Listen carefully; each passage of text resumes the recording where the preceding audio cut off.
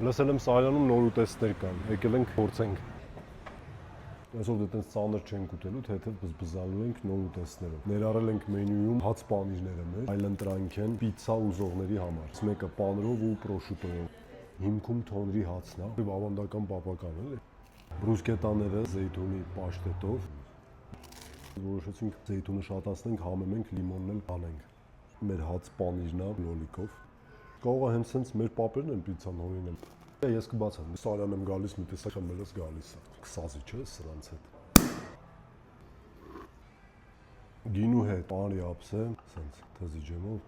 մսի ափսե, կալբաստ։ Մի քանի օր մենյուում է, բայց արդեն թոփերի մեջ է, հաց պանիրն է փռում պեպպերոնիով, բզբզալիքի ու կշտանալիքի արանքում է։ Դա էլ ավանդական համ, հաց պանիր սուջուխով։ Սուջուխը մի քիչ չեմ եպում։ Տարտար, իշխանի ֆիլեյով, կնկիտի կտալը։ Ձեր առաջարկով մենյուում ներառվել է ավանդական փախլավա, ավելի մեջը պոպոկը շատացել է, թոթոլ է, խփեց մեղրի համեմատ։ Եկեք Սարյանի կամանչա, փորձեք, ասեք ձեր կարծիքները։